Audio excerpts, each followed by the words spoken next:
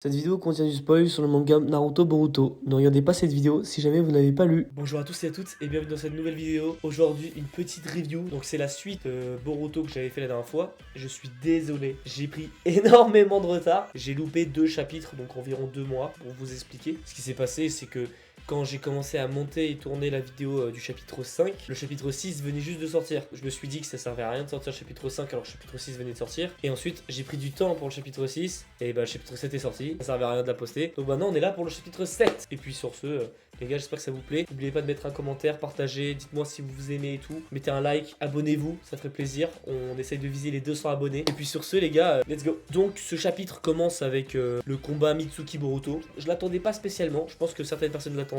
Ça me hypait pas trop parce que je savais qu'il allait rien se passer de fou. Mais par contre, ce qui est intéressant, c'est qu'on comprend comment Mitsuki réfléchit. De ce qu'on comprend, c'est que Mitsuki, il se sent un peu délaissé, ou alors en tout cas, il n'a plus la raison de vivre qu'il avait au début dans Boruto Naruto Next Generation. Putain, j'ai du mal avec ça. Il ne trouve plus de raison de vivre parce qu'il a l'impression que son soleil perd de son éclat. Du moins, que sa lueur, enfin que le Kawaki, la lueur de Kawaki, elle n'est plus comme avant et que ça ne rend plus aussi spécial qu'il était. Bon, nous on sait pourquoi, parce que Kawaki c'est pas Boruto, donc tu sais, il se sent mal, il a l'impression de perdre son soleil. Donc Mitsuki, il est parti se précipiter, parce que c'est un peu chelou comme acte. Il aurait pu partir avec Kawaki et combattre Boruto et ils auraient gagné. Bon, peut-être pas, ils auraient pas gagné, mais t'as compris quoi. Il n'a même pas fait ce choix-là, il est parti tout seul se battre contre Boruto, parce qu'en fait, il cherche une raison de mourir dignement pour avoir pour trouver une raison justifiable d'exister. Mitsuki, comme on sait, c'est un clone créé par Orochimaru, donc en fait, il n'a pas réellement d'intérêt d'exister, et c'est ça la profondeur de Mitsuki. Et en fait, comme on voit, Mitsuki, il utilise le pouvoir de l'ermite, et comme on sait, ce pouvoir-là, il le détruit de l'intérieur. C'est un peu comme le mode Baryon, bon, un peu moins fort, largement moins fort, mais c'est à peu près le même style. Mitsuki, il utilise ça en se disant que de toute façon, il va crever, donc il faut qu'il fasse tout. Enfin, en fait, il voulait mourir, et quitte à mourir, mieux vaut mourir en faisant une bonne action. Voilà, c'est ça en fait. Donc pendant le combat qui dure très peu de temps, on voit Mitsuki avec des nouvelles techniques, pas si folles. Boruto comprend directement que Mitsuki est désespéré, parce que, comme on sait, c'est Boruto son véritable ami. Et justement, Boruto avoue à Mitsuki qu'il est son véritable soleil. Et ça, j'ai trouvé que cette scène était magnifique. Parce que Boruto, il était toujours un peu gêné de dire que c'était lui le soleil. Tu vois, que c'était lui sa raison de vivre. Et là, que maintenant, il le dit lui-même, ça fait beau, tu vois. Boruto annonce à Shikamaru que Naruto Hinata est vivant. Waouh, révélation de malade. C'est faux, on le savait depuis longtemps. C'est un truc qui me dérange un peu.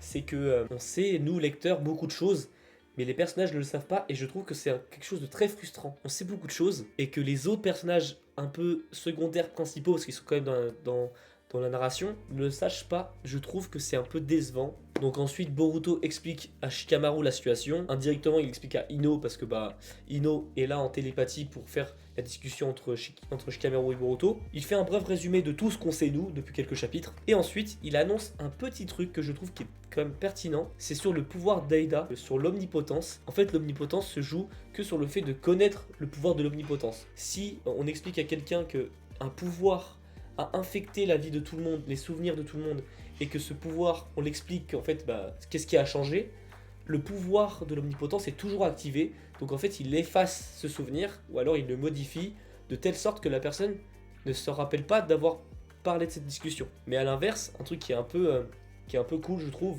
c'est que Boruto explique que le seul moyen de échapper à l'omnipotence, c'est de comprendre ce qui a changé sans savoir que l'omnipotence est activée. C'est juste comme Amado et comme Shikamaru là actuellement, c'est qu'en fait ils n'ont pas conscience de l'omnipotence, mais ils ont conscience qu'il y a quelque chose qui se trame entre Boruto et Kawaki et qu'il y a quelque chose qui ne va pas. Et puis ensuite, nouveau climax entre guillemets, parce que c'est pas non plus quelque chose qu'on apprend, c'est que Jura, donc le chef de la nouvelle organisation des Shinjuego, cherche des réponses à une question qu'on ne connaît pas encore, mais que seul quelqu'un connaît, c'est Naruto Uzumaki. Maintenant, est-ce que ce serait par rapport à Jubi, parce qu'il sait beaucoup de choses par rapport à Jubi, est-ce que c'est par rapport à quelque chose à l'ermite Rikudo, ou alors à Kaguya?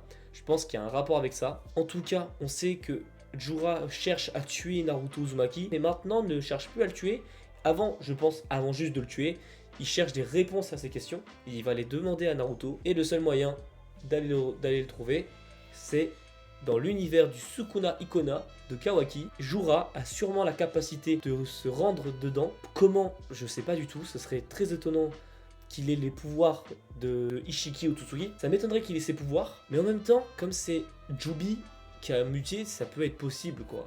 Prochain chapitre, on verra Jura face à Naruto, soit dans l'univers du Sukuna Ikona, ou alors à l'inverse, Jura ramènera Naruto dans la réalité, enfin dans leur endroit où il y avait tous les Shinjuego, et bah là on verra Naruto se réveiller, et puis on le verra quoi, il reviendra. Donc ça veut dire qu'il va sûrement revenir Naruto, et ça c'est trop bien parce que c'était un peu décevant d'avoir retiré les deux personnages principaux, entre guillemets, Sasuke et Naruto. C'est bien qu'ils refassent une apparition, je pense qu'elle va pas durer très longtemps, mais en tout cas, ce serait intéressant de revoir Naruto se réveiller en mode mais qu'est-ce qui s'est passé, et qu'ils comprennent tout ça, et qu'ensuite il se refasse emprisonner. Je pense que ce serait intéressant. Bon, ensuite, dans ce chapitre, en vrai, il n'y avait pas grand chose à dire, c'était un peu vide comme contenu, enfin, il n'y avait pas grand chose en vrai. En fait, on a juste eu des réponses de tout ce qu'on avait déjà eu.